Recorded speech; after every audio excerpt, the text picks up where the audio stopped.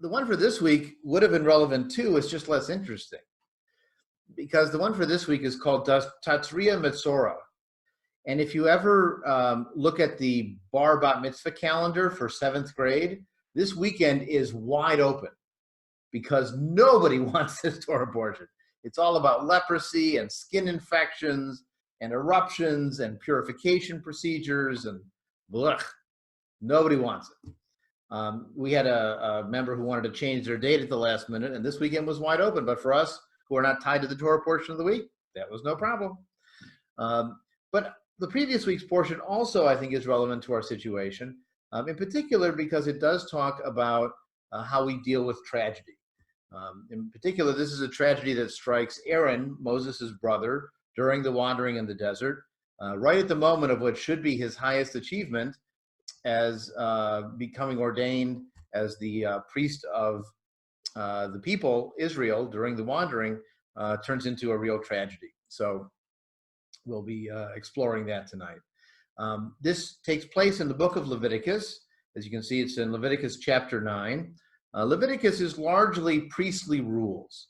Levi'im, if you may remember, were the attendants at the temple. The tribe of Levi was the one tribe that did not have land assigned to it.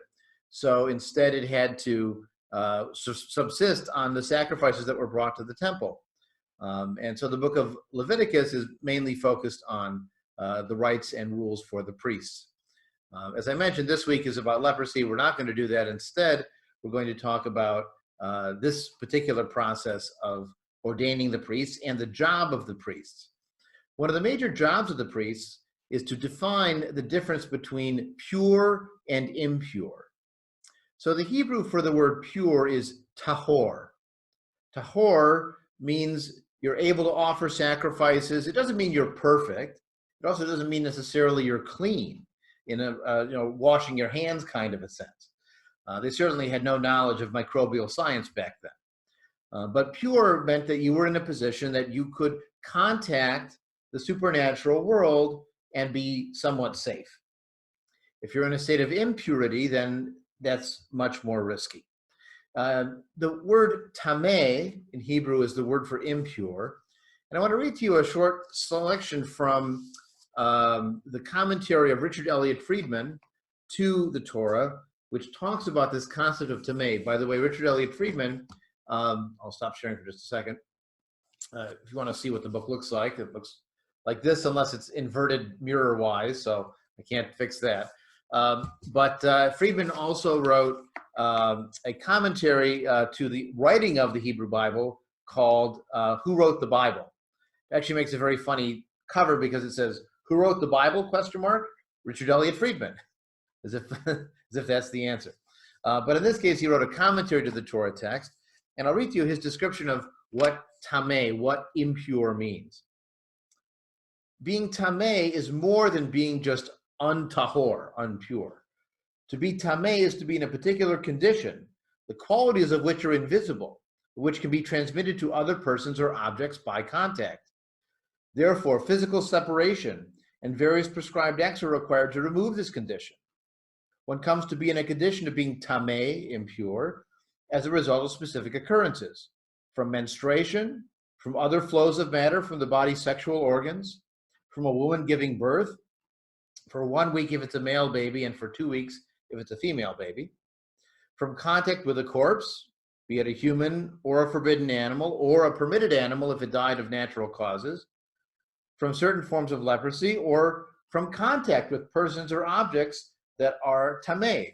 So, for example, this is why, if you saw the film Unorthodox, they had twin single beds in their bedroom. Because if they had one bed and the woman were in a state of menstrual impurity and she touched the bed and the man touched the bed, then he would have become impure by this transition contact with an object that she had made impure by touching it. Friedman goes on to say on the next page, was being tameh understood to be a condition in which one was covered with some sort of microscopic creatures like a spreading bacterium that had to be washed away? Or was it conceived as comparable to an infectious illness? Or was it strictly a status conceived in legal definition? Biblical law has a kind of ambiguity to it. I find the best way to try to explain tameh, impurity, is to use a concept that we all remember from grade school. It's called cooties. Okay, so what does it mean when someone gets cooties? They've done something unusual, odd, weird, whatever. And guess what? Whoever they touch gets cooties. And whatever objects they touch might get cooties. And then if you touch the object they touch, then you might get the cooties from what they touched. Okay, so it's a kind of spiritual cooties. In many cases, the kind of things that would give you this impurity, tumah, this status of being tameh, are experiences where you cross the boundary between this world and the supernatural realm. So, for example, a dead body would be an example. They've crossed over, to use that language. And when you touch the body, now you're touching something, because you're in this world, that's part of the other world. You touch a dead animal, same kind of thing. If you're dealing with menstrual impurity and blood is the source of life, and that may be part of some powers beyond your ken. There's even a debate in the rabbinic literature trying to decide which books belong in the Bible. And the category they use is, does this book make your hands tameh? Does it make your hands unclean? And the irony is, the books that are assumed to be written by God are the ones that make your hands unclean, because they're supernatural, because by touching it, you've crossed over. The ones that are ordinary books by people, they don't make your hands unclean, because they're on the same plane that you are. You find, for example, in Leviticus, it describes this, when the priest goes to offer a sacrifice. First, the priest has to purify himself, and there were only male priests back then. He purifies himself, then he offers the sacrifices, and then he has to purify himself again, because he's touched that other plane. He's crossed that boundary. So I hope you get the concept that this tahor and tameh, pure and impure, is not clean or unclean. It's sort of, do you have some kind of quality to you that needs to be purified in some way? Sometimes it's purified by time. Sometimes it's purified by ritual dipping in water. Again, no soap involved, but the water dipping can be symbolically important. And, for we who don't live in that world of menstrual impurity and ritual impurity and nocturnal emission impurity, we don't worry about that category very much. It's one of those quirky things that you see on a TV movie or, a Netflix show, and you think, wow, doesn't that make them weird? But I will say, the concept of having some kind of cooties that can be transferred to an object and then transferred to the next person sounds somewhat familiar these days, right? As we're going around in masks and gloves and wipes and everything else. It's psychologically relevant to an age of quarantine, even if this isn't a scientific-based understanding of cleanliness or infection. In fact, the fact that we have this kind of gut reaction to, ooh, cooties, and ooh, that's impure, maybe that's relevant, given that we're not always making our decisions based on science these days anyways. Okay, so with that general concept of pure, impure, that's going to help us as we go through these couple of chapters. Yes, one question. Oh, please. Why 2 weeks for a girl baby? You noticed. Yeah, I did. Yes. So there are a lot of attempts to try to explain that are less insulting than the obvious explanation.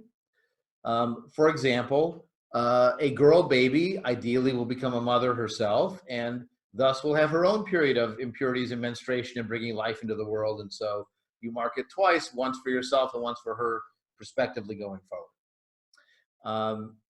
Honestly, there are all kinds of categories and examples in the Hebrew Bible and the Torah laws where women are treated differently than men and in a more insulting way. So like the cost to redeem a slave is different between men and women are cheaper, and the amount of impurity time is longer when you have a baby girl, and other examples like that. So it's just one of those cases where women were devalued compared to men. And that's just the way it is. Look, there was a rite for newborn baby boys called a bris, the circumcision ritual. There's no ritual described in the Hebrew Bible for the birth of a girl child. That's a disparity. I mean, fortunately, in Jewish life, most Jews live in a gender egalitarian life. and allow women and men to do the same things within the ritual context. So we're not in that world for most Jews, but that is part of the traditional text. And so we have to be candid in calling it out. And it's good that you noticed that, that example, that detail. All right. So let's pick it up at the beginning of this Torah portion. Remember, by the way, that the chapters and verses that we use today are added many centuries later. They're not part of a Torah scroll, and they're not part of the traditional Hebrew Bible counting. But the Torah portions are blocked out in a Torah scroll, and this one starts as Shmini. Now, the irony is, of course, that the Torah names for the Torah portions, or for the books for that matter, have almost nothing to do with the content. It's usually a word in the first few words. And that's what you have here too. Vayehi bayom hashmini, it was on the 8th day. So they take the word 8th and make that the title for the Torah portion. In this case, it's the 8th day after Aaron has been preparing for this special ordination event to be installed as the hereditary high priesthood of the people of Israel. A very important moment, especially if we consider the fact that this text was probably at least edited, if not written, by priests themselves who claim descent from Aaron. And so they want this to go well because this is their claim to authority within the hierarchy of the temple in Jerusalem. So Moses calls Aaron and his sons and all the elders of Israel. He says to Aaron, take a calf of the herd for a sin offering, a ram for a burnt offering, and bring them before, again, the Lord in all caps is the Hebrew word Yahweh, which is the name of the god, like Zeus. I say Yahweh, but when you see Lord in caps, you'll know it's the name of the god.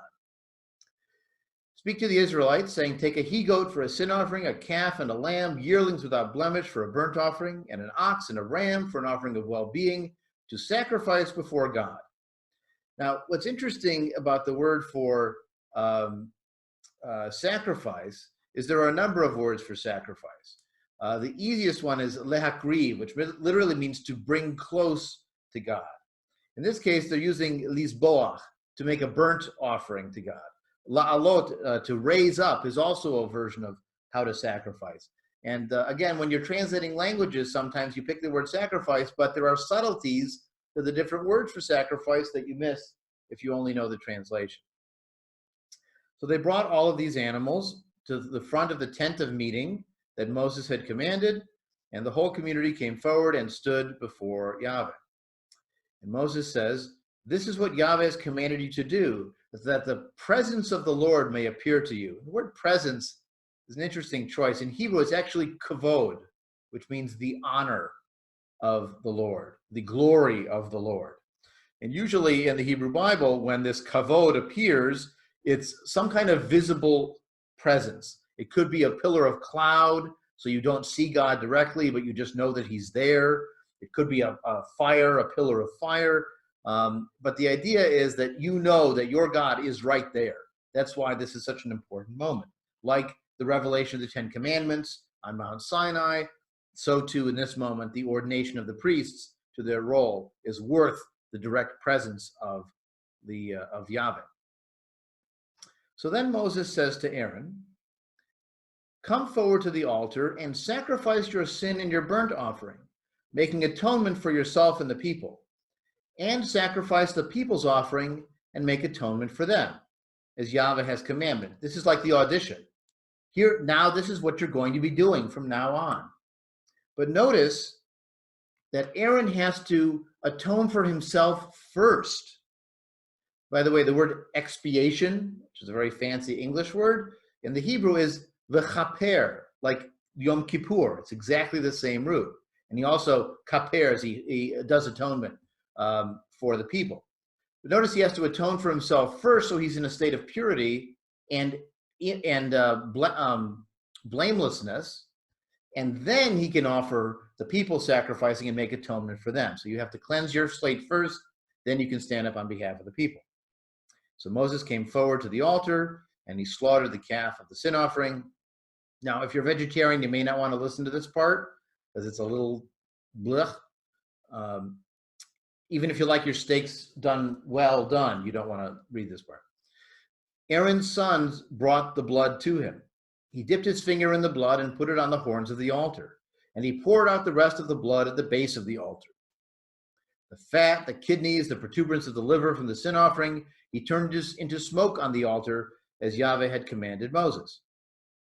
And the flesh and the skin were consumed in fire outside the camp. So the choice parts are offered to the god, the fat and the organs, and the flesh and the skin, again, are a sacrifice. You don't eat them, you don't use them, you consume them in fire, so it's all devoted to the god.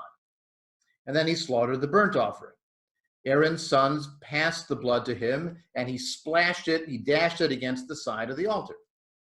They passed the burnt offering to him in sections as well as the head, and he turned it into smoke on the altar. He washed the entrail and the legs and turned them into smoke on the altar with the burnt offering. Next, he brought forward the people's offering. He took the goat for the sin offering and slaughtered it, presented it as a sin offering like the previous one. He brought forward the burnt offering and sacrificed it according to regulation. He then brought forward the grain, the meal offering, and taking a handful of it, he turned it into smoke on the altar in addition to the burnt offering of the morning. He slaughtered the ox and the ram, the people's sacrifice of well-being. His sons passed the blood to him, which he splashed against every side of the altar, and the fat part of the ox and the ram, the broad tail and the covering fat, the kidneys, the livers, they put those parts over the breasts. He turned those into smoke on the altar, elevated the breasts and the thighs as an elevation offering before Yahweh, as Moses had commanded. He lifted his hands before the people and blessed his bloody, bloody hands before the people. I mean, you can see how, from our standards, this is disgusting. I mean, between the organs and the blood and everything else, you simply can't handle how disgusting it is. But you also realize that the process is about the sanctity, the magic of it, and not about the cleanliness of it. And don't forget, he's splashing with his fingers, and there's blood all over the place. And there was blood in the previous chapter when he was being ordained, and they had blood put on his right ear and his big toe. And again, blood as magic power is an important part of this story. But you might have noticed something odd at the end of verse 21. It says, and he elevated these different pieces, Ka'asher tziva Moshe, as Moses had commanded. How does that work? I thought the Hebrew God was the one that was supposed to do the commanding.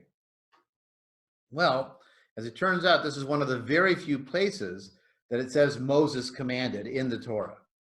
And in other versions of this text, in the Septuagint, which is a Greek translation of the Hebrew Bible that was made around 200 BCE, and in the Samaritan text of the Torah, which is an offshoot that branches off maybe 400 BCE from the mainstream Jewish tradition, their Torah texts say, as commanded Yahweh. So it may be the case that there was, at some point in the handwriting transmission of what we think of as the mainstream Torah text, a mistake. That somebody wrote Moses and meant to write Yahweh and didn't do it. You know, when you have that testimony of ancient manuscripts, like the Septuagint, which reflects an earlier text or a different text than this text that we have today, you have to ask which one's right. There's a whole school of thought on this, an academic study called secondary criticism that's trying to find what the original text was. And in this case, it seems like the Samaritan and the Septuagint version make more sense, that it would say Yahweh commanded this to be done, not that Moses commanded all this to be done. But maybe there is an argument to be made here for leaving Moses, especially if you're a rabbi. There are some times where the rabbis get to command you what to do. They ask in the Talmud, in the discussion of rabbinic law, where in the Torah does it say God commanded us to light Shabbat candles, or that God commanded us to light Hanukkah candles? It doesn't say it anywhere in the Torah. But the rabbis have said you should say this as if you're commanded. And the answer they are given is, well, you appoint leaders and they tell you what to do. So the rabbis can assume sometimes the power of God to tell you what's commanded, just as Moses does here. Now, Aaron lifts his hand to the people and blesses them. He steps down after offering the sin offering, the burnt offering, the offering of well-being. Moses and Aaron go inside the tent of meeting. When they came out, they blessed the people. Now, what happened inside the tent of meeting? We don't know.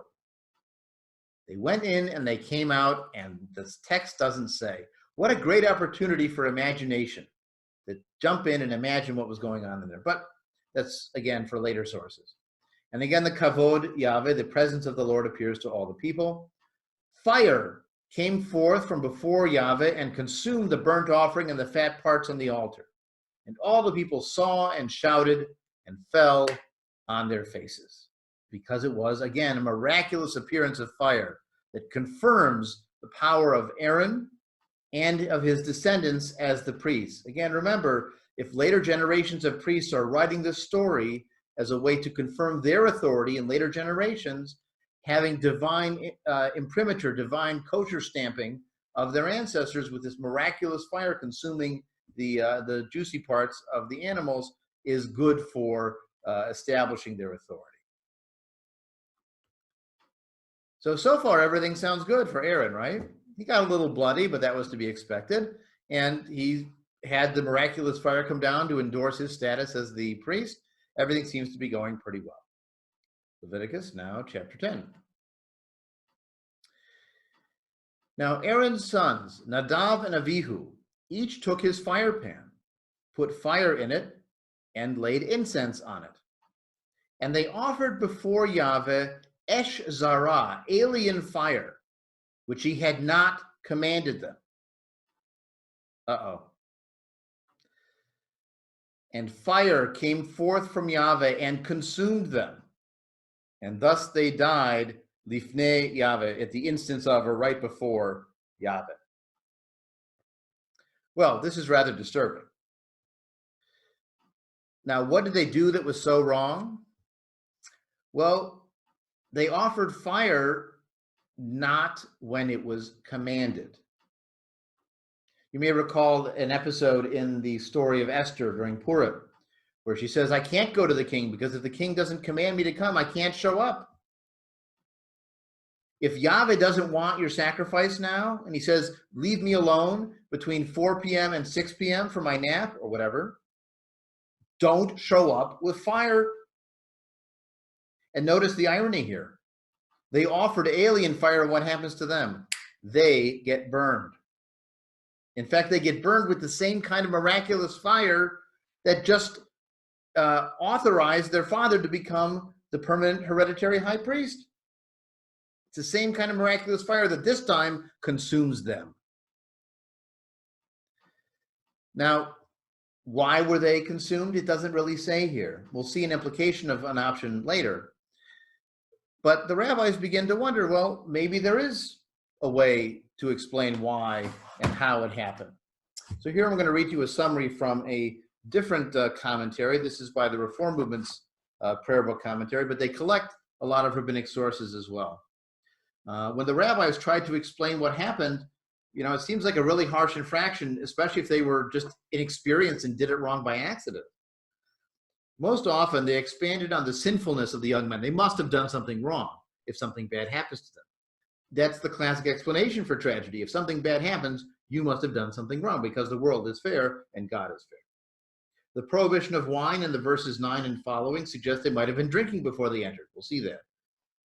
They were also guilty of arrogance and irreverence. They took it upon themselves to decide when to offer and what to offer. It was inferred that on Sinai, Nadav and Avihu earlier had gazed boldly at the divine presence instead of turning their eyes humbly away like Moses at the burning bush. They had refused to marry and beget children because they had deemed no woman good enough for men of their exalted birth. And yet, despite their pride of ancestry, they had no respect for Moses and Aaron. When will those old fellows die that we can take control of the community? They grumbled. The list does not exhaust the crimes with which they were charged. So one version is to try to blame them and say it was their fault. Another way to explain it is to say that intent doesn't matter if you violate the holy boundaries. In a traditional synagogue, when you read a Torah portion, there's also something called the Haftarah, the additional reading, which comes from later parts in the Hebrew Bible. And the Haftarah the rabbis chose to accompany this text is a story from the book of Samuel that describes David bringing the Ark of the Covenant into Jerusalem. And as they're carrying the ark, the oxen are sort of jostling around, and the oxen stumble. The ark looks like it's going to fall. And a man named Uzzah runs up and grabs the ark to steady it, to stop it from falling down. A totally worthy intent. But you don't touch the ark. He dies instantly because you don't touch the ark. No matter what your intent is, don't touch the ark. As the Reform Movement commentary mentions, and I've also mentioned prior, it's like high voltage electricity. If you use it wrong, if you do it carelessly, it doesn't matter what your plan was, you're going to wind up like that squirrel in the transformer station. Zap! And that's what happens to Nadab and Abihu. They went in the wrong way at the wrong time, not in the way they were told, and they got zapped. The intent doesn't matter. Now, put yourself in the role of the author or the editor. You're trying to establish Aaron's authority. How does this story establish Aaron's authority? Well, the answer is, do you want to try and mess with this? No. Leave it to the experts and the professionals, please. This is emergency surgery. This is not mowing your lawn. Leave it to the professionals. And even the professionals can make mistakes and get zapped. If that's the case, just imagine any, podunk ordinary person who tries to do it themselves. Leave it to the professionals, the experts in the field. We might today say the epidemiologists. Let them make the choices and recommend treatments, right? Let the experts handle it. Now, the next verse is really fascinating because the fire comes out, it consumes them, and then Moses speaks. V'yomer Moshe el Aharon, Moses said to Aaron, Hu asher diber Yahweh. It's just like Yahweh said. This is what he meant, Lemor, saying, Bikrovai akadesh. Through those near me, I show myself holy. V'al pnei kol ha'am achabed. And gain glory, again, that chabed, kavod, honor, through all the people. Vayidom Aharon. And Aaron was silent. Now, what does Moses mean by this? Is he saying to Aaron, well, you should have read the warning label. That's what God meant. He said, it's risky, be careful. That'd be pretty heartless. Is it trying to affirm the justice of the universe? Part of the rabbinic prescription when you hear of a tragedy or of a death is to say, Baruch Dayan Ha'emet, blessed is the true judge. To recite the Kaddish, the mourner's Kaddish, which praises God. It doesn't even talk about the dead person. Maybe Moses is saying, sort of like Job, the Lord gives, the Lord takes, blessed is the name of the Lord. That's it. I have to bless, I have to accept the order in the universe, even if it's a tragedy. These are his nephews that just got killed, Or maybe he's trying to comfort Aaron and say, it's tough to be close to God. Sometimes you suffer. Sometimes those close to you suffer. It's harder to be a leader. Being a leader is both a privilege and a responsibility. A medieval commentator named Abraham Ibn Ezra brings in a text from the book of Amos about this, from Amos chapter 3. You alone have I singled out of all the families of the earth. That is why I will call you to account for all your sins. If you're the chosen people, sometimes it's chosen for extra burdens. If you're the high priest, sometimes you get closer attention. And maybe Moses is horrified as he says this. This is what God meant? You don't get the punctuation here. This is what God meant when he said, the ones close to me I'll sanctify? He'll sacrifice them on the altar? We don't know. But in some ways, the even more profound part of this verse is the last two words. Aaron was silent. He didn't say a word. Because what could he say? Sometimes silence is the most eloquent statement. Moses called Mishael and Elzaphan, who were Aaron's cousins, and said to them, "Come forward and carry your kinsmen away from the front of the sanctuary to a place outside the camp." Remember, that's where they buried the leftovers from some of the sacrificial animals too. They came forward and carried them out of the camps by their tunics. Why do they highlight by their tunics?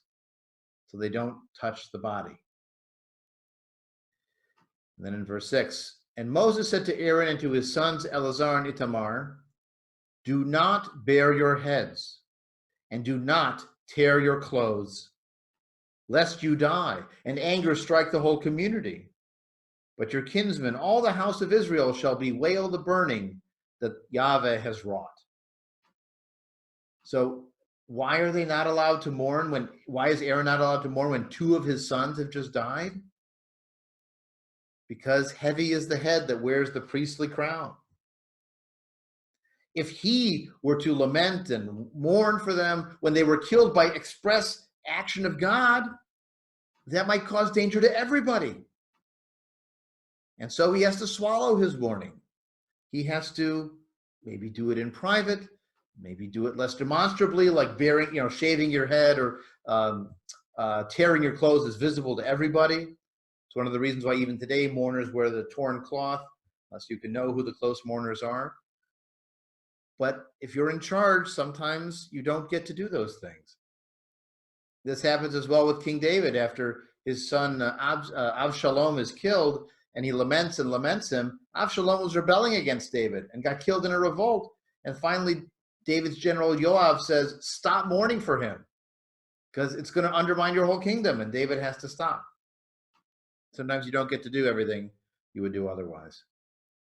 And so too, do not go outside the entrance of the tent of meeting, lest you die, for the Lord's anointing oil is upon you. You're in a dangerous position right now. You're living in this intermediate world, and your sons just got killed by this supernatural fire. So don't cross that border again. It might catch you too. And now in verse 8, Vayidaber Yahweh el Aharon lemor. Yahweh spoke to Aaron. Very unusual. There's only a couple of spots where Aaron is spoken to. Why is he spoken to here? Maybe it's to comfort him. Maybe it's to compensate for the disaster. Maybe it's to reassure him that he still is safe despite what happened to his sons. And so here is what he says to Aaron. Yain v'shacher, wine and liquor, do not drink, you and your sons with you, when you come into the tent of meeting. And that way you will not die. This is a law for all time throughout the ages. Don't drive drunk. Don't use high voltage electricity when you are not in your right mind. Don't offer these sacrifices. Now, getting drunk, drinking wine does not make you impure. Don't forget, we drink wine on Shabbat. We just did. It doesn't make you impure to drink wine or even something stronger than that. If you know the Yiddish word to get shikker, to get drunk, it's the same root as that word shacher, the word for liquor here. At the same time, you need to have your faculties about you. You need to be doing this seriously. And so drink no wine or intoxicant. And this, by the way, is one of the reasons that some suspect that it's implying that Nadav and Avihu were actually drunk. Because the first rule they get is don't drink. When you go in there, maybe they had drunk and that was the problem. But here is the special role of the priests. Lehavdil, if you recognize the word Havdalah, distinguishing Shabbat and the week, Lehavdil, your job as the priest is to distinguish Bein HaKodesh uvein HaChol, between the sacred and the ordinary. Profane is a little too negative. Chol is just ordinary, every day. You've got the holy day of Shabbat, you've got the ordinary days of the week. You've got the beginning of the holiday at Passover, at the first Seder, and then you've got what's called Chol HaMoed, the middle days, where you don't eat bread, but otherwise you go to work, you do ordinary things. So Chol is the ordinary. And your job as the priest is to tell the difference between the ordinary and the special. And the last part, Bein HaTameh uvein HaTahor, between the unclean, the impure, and the clean. That's your job. A vitally important job, because you get to decide who's safe to offer sacrifices and who's risking their life to offer sacrifices. That's power. That's authority. That's why they wrote it. And you guess what else you get to do? You must teach the Israelites all the laws that Yahweh has given to them through Moses. At the end of Deuteronomy, spoiler alert, Moses dies. And Aaron has been dead. But Aaron's grandson, Zadok, is around. And so he inherits this obligation from Aaron, lehorot, to teach, same root as Torah, by the way, to teach these laws to the Israelites after Moses is gone. Now Moses speaks to Aaron and his remaining sons, Eleazar and Itamar. Take the meal offering left over from Yahweh's offerings and eat it unleavened by the altar. It is most holy. You can't let it just sit there. You should consume it, have it consumed by the priests. You will eat it in the sacred precinct inasmuch as it is your due and that of your children from Yahweh's offerings by fire. But the breast of elevation offering, the thigh of gift offering, you and your sons and daughters with you may eat in any clean place, for they've been assigned to you as due from the Israelite sacrifices of well-being. Remember, the priests are part of the Levite tribe. They don't have land. They don't have flocks. They don't have farms. So if they're going to eat, they get to eat parts of what's brought to the temple. So this is justifying the fact that they're living off of the gifts of the people to the temple. Together with the fat of the fire offering, you present the gifts of the thigh offering and so on as an elevation offering before Yahweh, which are your due and that of your children for all time. An elevation offering is where you sort of lift it up, but you don't have to burn it up, which means it's still around for you to eat. And then Moses inquired about the goat of the sin offering, and it had already been burned. He was angry with Eleazar and Itamar, Aaron's remaining sons, and said, "Why did you not eat the sin offering in the sacred area? It is most holy. He's given it to you to remove the guilt of the community and make atonement for them before Yahweh. Since its blood was not brought inside the sanctuary, you certainly should have eaten the meat inside the sanctuary. You failed. Your job was to atone for the people, and you didn't. The atonement is not just a sacrifice. It's also letting the priests eat it." And now Aaron speaks. He says to Moses, "See, this day they brought their sin offering and their burnt offering before Yahweh, and such things have befallen me. V'tikraena oti ka'ele, and thus has happened to me, like this. Had I eaten a sin offering today, would Yahweh have approved?" And when Moses heard this, it sounded good in his ears. What is Aaron's response saying? Let me open it up now to you. And Aaron says, "See, this day they brought their sin offering and burnt offering, and thus happened to me. Had I eaten the sin offering, would Yahweh have approved?" What do you think Aaron is saying when he finally speaks up at that moment? We were following all the rules before, and 2 of my sons got killed. Do you really think that they should have pushed their luck and tried to do more atonement? We obviously are in disfavor here. Think Yahweh would have responded well if I'd eaten the sin offering? See, Moses here is angry. And it sounds to me a little bit, and this is again, you don't get the tone when you read the Hebrew Bible. There's no punctuation, there's no emotion, there's no internal monologue. But it's almost the anger that comes from panic. He's seen 2 of his nephews burn up. He knows that Yahweh is a hair-trigger temper and is willing to destroy everybody, which he's threatened to do before multiple times. And now they screwed up. They didn't eat the sin offering. "What are you doing? Why did you do that?" You hear the panic in his voice. But Aaron's response is sad.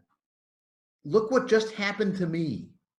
Do you really think Yahweh would want this?" And Moses agrees. Rabbi? Yeah, please. Could Moses have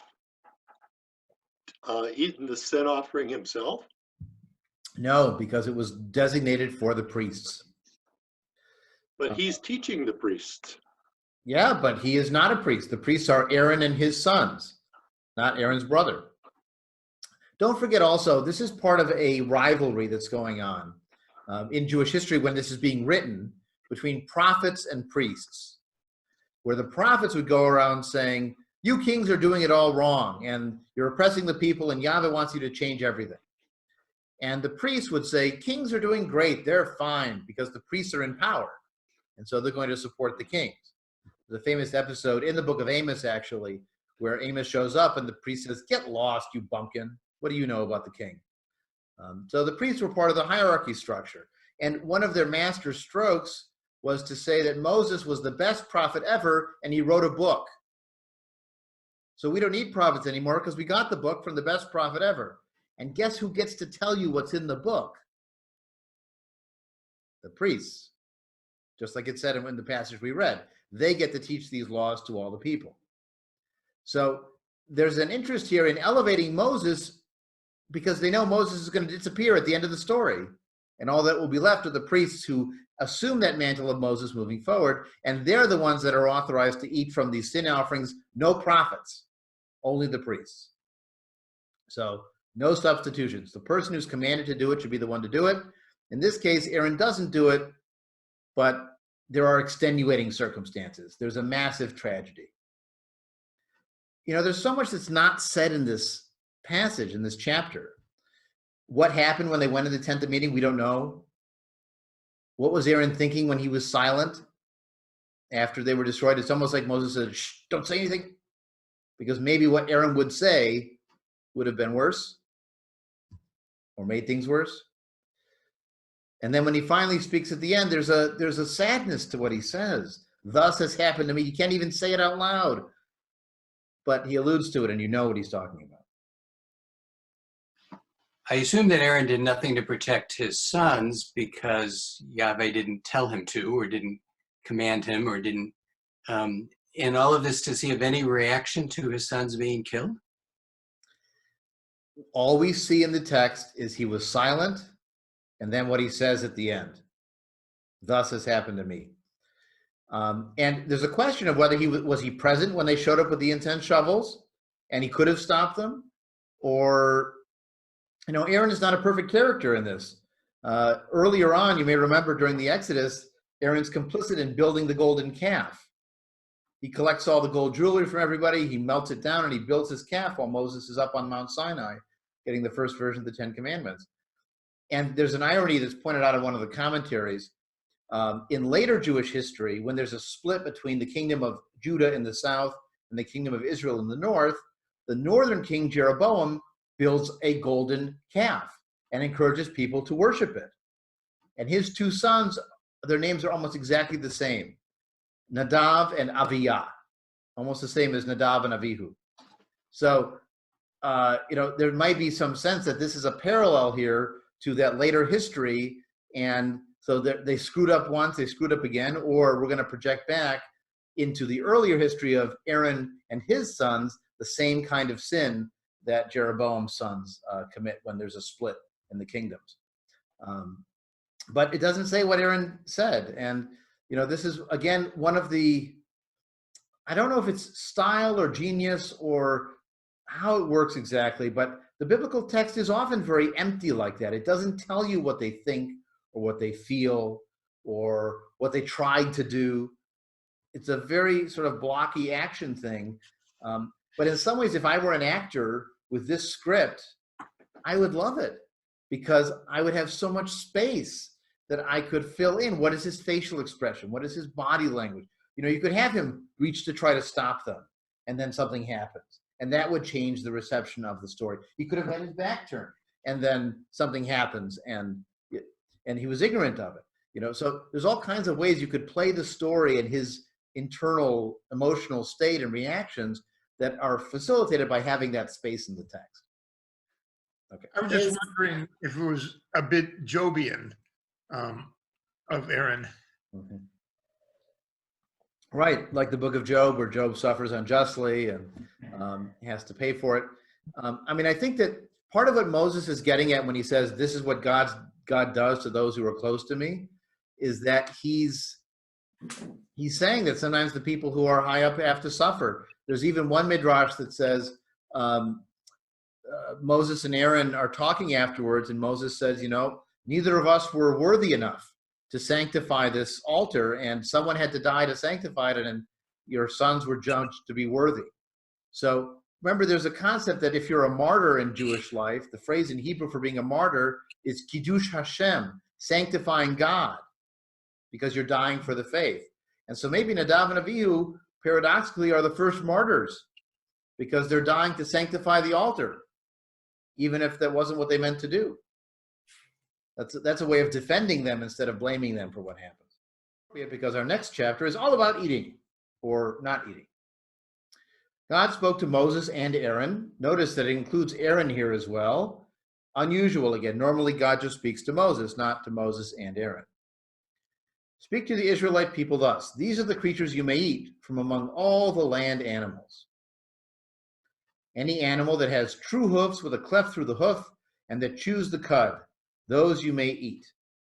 So examples of animals with a cleft hoof and chewing its cud: you've got the cow, you've got the goat, you've got the sheep. The following, however, are those that either chew the cud or have true hooves, you shall not eat. If you don't have both, it doesn't count. The daemon, or the rabbit, although it chews the cud, it has no true hooves. The hare chews the cud, but no true hooves. The swine, pigs, it has true hooves, but it does not chew its cud, so it's unclean. You do not eat of their flesh or touch their carcasses. They are unclean for you. So these are the animals that are approved. Now, what kind of animals are not approved? Not just those with mixed, but those with neither hooves nor chewing the cud.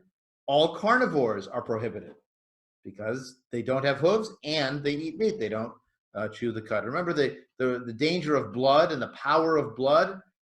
All these animals that have a cloven hoof and chew the cud, if they chew the cud, they clearly are herbivores and not carnivores. So you're not eating blood that they've eaten. Now, some of these animals, we don't know exactly what they're referring to. As we'll see when we get to the insects and the birds, they use words that sometimes don't show up anywhere else in the Hebrew Bible, so we're not sure exactly which animals the text is trying to refer to, but we take our best guess. And we also know that these animals are not defined by health. Because sometimes people say, well, they knew about trichinosis with pork, and the way they prepared animals, it wasn't safe for any of the other ones they had either. And getting fish where they were living in the hill country wouldn't have been safe either. Bad fish is as bad for you as bad pork. It was not about health. It was just, this is what's normal for us as our typical diet. And if it's strange, if it's foreign, if it's what the Canaanite eats, like pork, then we don't eat it. And you actually have some sites that will show a layer of pork bones at the campfires, and then a layer without them, and a layer with them. And the layer without them is often an Israelite settlement that then gets taken over by Canaanites, and the Canaanites keep eating pork, and the Hebrews don't. It's sort of, we just don't do that because it's what they do. Now, as for things in the water, these you may eat of all that live in water. Anything in water, in the seas or the streams with fins and scales, these you may eat. That's a normal fish. It has fins, it has scales. But anything in the seas or in the streams that has no fins and scales, among all the swarming things of the water, no eels, no crab, no shrimp, no lobster, no skate, all those weird things, no. Ordinary fish with scales and fins, that's what you can eat. You will not eat of their flesh, and you will abominate their carcasses. Everything in water with no fins and scales is blech. Hear about the birds. What birds can't you eat? You can't eat the eagle, the vulture, the black vulture, the kite, falcons, ravens, ostrich, nighthawk. Okay, lots and lots of owls, pelicans, storks. Again, these are all things that eat other animals. Notice they include the bat in this because it's a flying thing. They didn't distinguish between mammals and birds the way we would today. All winged swarming things that walk on all fours are an abomination for you. But these you may eat among all the winged swarming things that walk on all fours. All that have above their feet jointed legs to leap on the ground, these you may eat. Locusts of every variety, all variety of bald locusts, crickets of every variety, and all varieties of grasshopper. Appetized yet? Ready for dessert? Actually, locust makes a lot of sense. They're having a locust plague right now in parts of Africa. And in those cultures, often you eat the locust because the locust just ate your crop. So you might as well get something back. Everything else makes you unclean. And the following will also make you unclean. Again, notice the definition of tameh, of uncleanness, showing up again. Whoever touches their carcasses will be unclean until evening. Whoever carries the carcass of them has to wash his clothes and be unclean till evening. So again, you can be purified, but you have to wash your clothes and take time to purify yourself. Get rid of the cooties. Every animal with true hooves or without cleft through the hooves, they are unclean for you. Whoever touches them will be unclean. So it's not just about eating them. You shouldn't even touch them. Animals that walk on paws, those that walk on fours are unclean for you. And anyone who carries their carcass will be unclean. The mole, the mouse, great lizards, gecko, and the land crocodile, the chameleon, these are all unclean among the swarming things. And anything on which one of them falls when dead will be unclean. So if you have a chameleon on your wall and it dies and it falls on a piece of wood or a cloth or a skin or a sack, you have to dip it in water and leave it until evening, and then it can be cleaned again. If they fall into an earthen vessel, you have to smash the pot. If it falls to any food, the food becomes unclean. Into any liquid, the liquid becomes unclean. Everything on which the carcass of them falls will be unclean. An oven or stove is smashed. They are unclean, and unclean they remain. You can't clean them. A spring or a cistern in which you collect water, you can clean it, but if you touch a carcass in it, then it becomes unclean. If the carcass falls upon a seed grain, and so on and so on.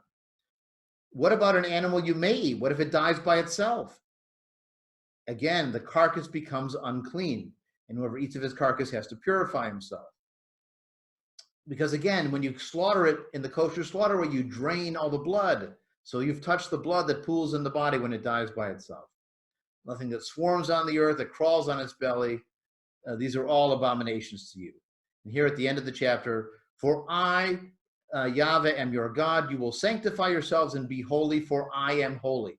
Keep yourselves apart from other peoples and from the things I say are tameh. Lo yit'amu, do not make yourselves impure through any swarming thing that moves on the earth. I brought you out of the land of Egypt to your God. You will be holy, for I am holy. And these are all the instructions. The Hebrew is v'zot Torat ha-behema, and this is the Torah. This is the teaching concerning all the animals on water and on the earth. And here again, you get the key line at the very end.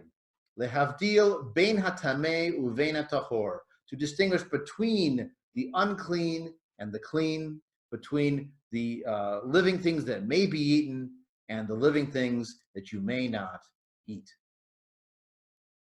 I was struck by this passage because I've been rewatching the show Unorthodox in preparation for the program on Sunday and Tuesday. And at one scene, I think in the second episode, she eats a ham sandwich without realizing it's ham. And then she says, "What's in this sandwich?" And he says, "It's ham." And she runs outside, assuming she's going to throw up. Nothing happens. And she comes back and she says, "All my life I've been told this would make me sick." But it didn't. She was told this was impure. You're not supposed to even touch it. In some Orthodox homes and communities, they don't own dogs because those are one of those impure animals, remember? And they don't even have pictures of pigs or bears or other unkosher animals in kids' picture books or on their pajamas. Because even the image has the taint of uncleanness, of tameh, of cooties, right? You want to keep it far, far away. So that's chapter 11 in the Bible's version, describing the laws of what you can and can't eat. But you can see how they frame that issue of what you can eat and not eat, not in terms of diet or health. There's no promise of health based on eating these. It's rather the concept of pure and impure, available to connect to God and the supernatural, or dangerous to do so. And you've gotten your danger warning with Nadav and Avihu. So be on guard, and most importantly, do what the priests tell you to do. Because they know, they've seen it go wrong, and they can save you by atoning for your sins and by being the ones to put themselves on the line between the two worlds. So, Rabbi, is it only the difference between carnivores and herbivores, or is it in the selection of the pure and impure animals, or do historians think there are other reasons? No, because they mention camels, they mention rabbits. You know, rabbits. It says they chew the cud. They just don't have hooves. So Do historians have any logic as to why they chose that? everybody's guessing.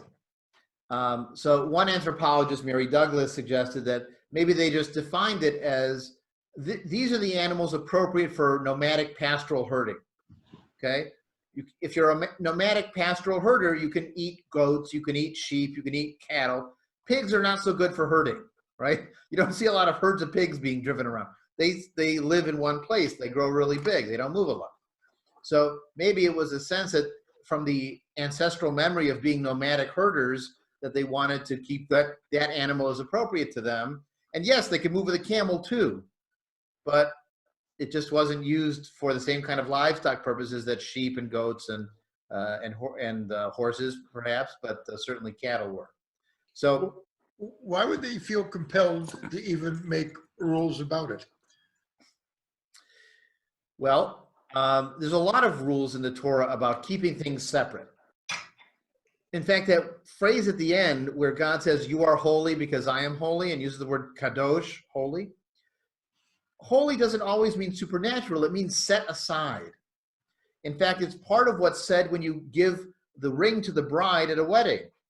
You say, "At mekudeshet li," you are sanctified to me, but really means you are set apart for me.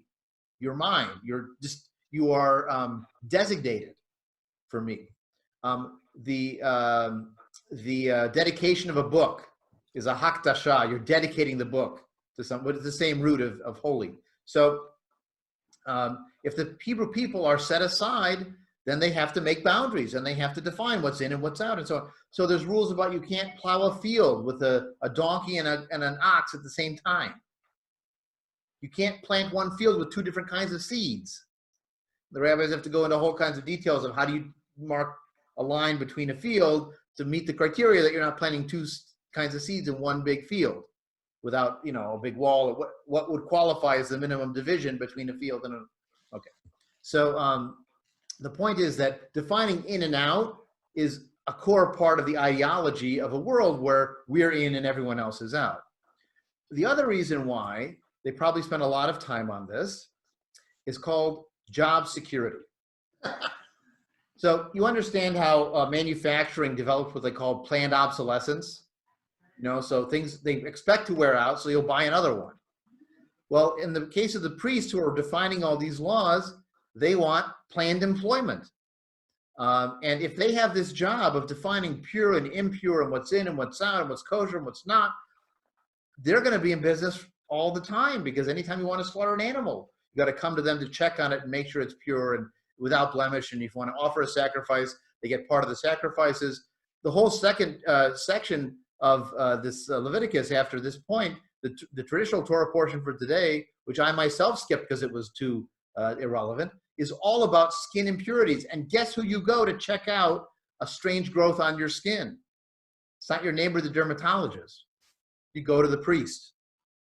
And then you go back to them after 7 days to check if they're ready. And then you offer a sacrifice when you're purified as a Thanksgiving. So it's setting up a system whereby the priests get regular contact employment and have a purpose. I don't want to be cynical to think they just made it up to keep people coming to them in that way, but it has the happy coincidence of exactly that result. Is the sacrifice thing part of the, keeping the priests in office too? Or is it just seems like an unnecessary loss of animal and human life just to make some imaginary creature happy? Well, unnecessary is your perspective. Because if there is a magic creature that you need to keep happy, it's not unnecessary at all. But can't you keep it happy without killing stuff off that you're not even going to eat? But that's not what he said. He said, do this. And if you don't do what he said, then look what happens. They offered fire. They just put incense with some smoke. It wasn't even an animal. But they did it the way he didn't command it. If you don't do it the way he commands it, and you do it the way he didn't command it, you're in danger. If this is what he said, this is why you have to do it. Now, the other piece is, what's the value in sacrificing something that doesn't really cost you anything? It's like saying, I promise that if the coronavirus decreases in Illinois in the next month, that I will never eat eggplant again. I happen to not like eggplant that much. This is not a major sacrifice for me to do that. So if what you were to sacrifice were some blades of grass, well, what's the sacrifice there? That's not showing your atonement or your contrition or your acceptance of guilt. It has So your to be atonement right. is entrails. I just don't get it, but that's okay. Well, those are the rare and nutrient-rich pieces, by the way. You know, in a world without multivitamins, eating the liver was an important source of, I think it's vitamin C. Vitamin A. Vitamin A, thank you. And so, you know, these were valuable things. In fact, one of the interesting linguistic ironies, the word for liver in Hebrew is kaved, which means heavy, but also means honor. So the liver was thought to be a piece of honor if you were, you know, divvying up the spoils. Leora, you were going to ask something? Yeah, I have two questions. One, how the hell did it even know what an ostrich was? And two, when it says in one of almost the last verses that if you are hit by a swarm of flying things, you will be unclean, and yet locust plagues are ubiquitous throughout the Middle East and in that area, and you said they were kosher. So how does that work? Well, remember, the locust was allowed to be eaten, but like a millipede, you wouldn't be allowed to eat. So locusts, They don't fly. I know, but locusts are explicitly allowed to be eaten. But other flying insects might not be. So a bumblebee, for example, is not kosher.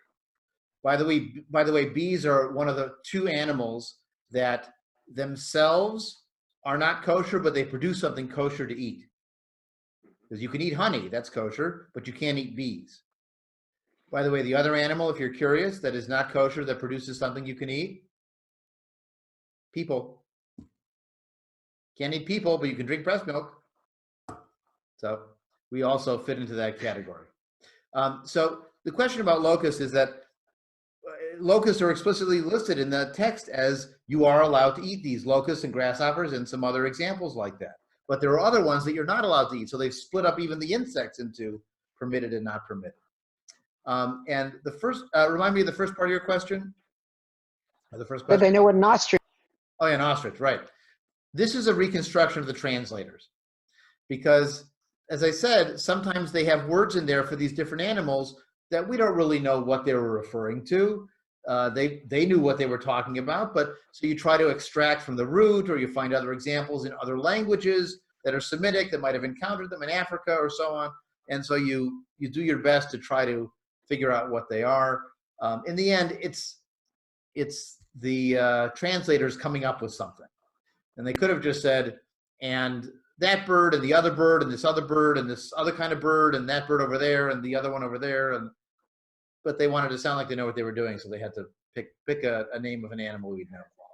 Then I'd go even further. How did the Greeks or the Romans or the English know what an ostrich was? Or if they're doing the translation, how do they come up with it? Well, I'd have to look at the King James Bible, which is done in around the 1600s, and see what they translated that particular animal to be. They might have called it something else, and that later generations, decided to call it that instead.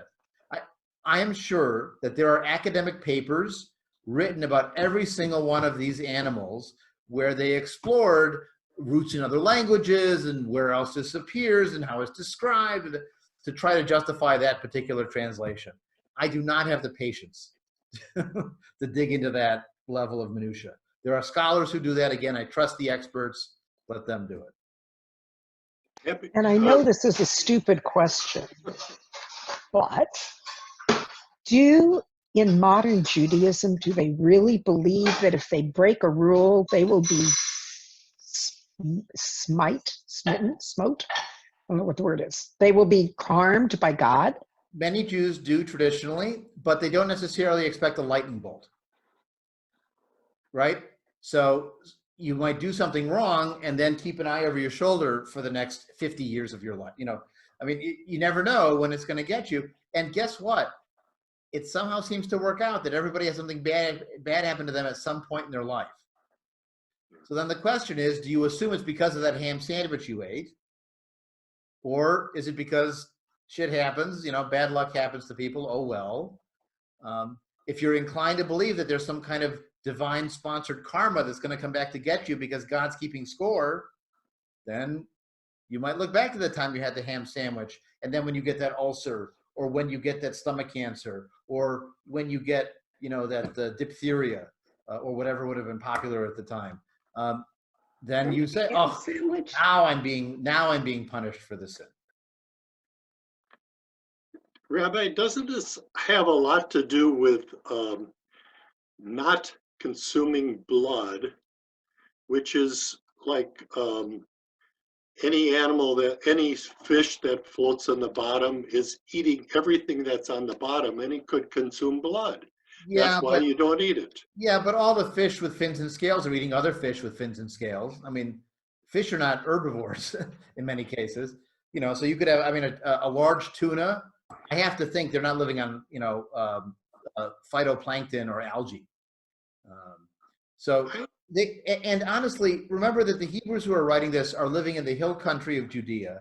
They don't live on the Mediterranean. They might have rivers that they get access to, occasionally a sea, like the Sea of Galilee, but they're not sophisticated underwater divers. They don't know a lot about fish behavior. So they're just taking the fish that look like normal fish, and they're not sure of who's doing what to whom and when and so on.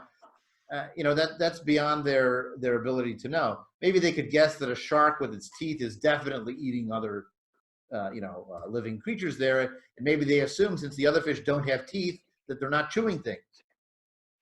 But you know, that's again, they have very limited information when they're making these decisions, and we have limited information trying to figure out what their rationale was. You know, that example I gave you of Mary Douglas, the anthropologist, saying it's what's normal for a pastoralist. Richard Friedman doesn't like that explanation because he says it's kind of a tautology, because you say, well, whatever the pastoralists say they can eat are the ones that are appropriate for pastoralists. Well, you've defined it by itself. You know, you've got the circular reasoning here, and you know, it doesn't answer the question. He has another explanation. I don't like his version of it. I'm not compelled by it, but we're stuck with the laws as they are. We don't necessarily have the full rationale for why. And we're trying to guess at it. So I gave you a couple of examples of guesses.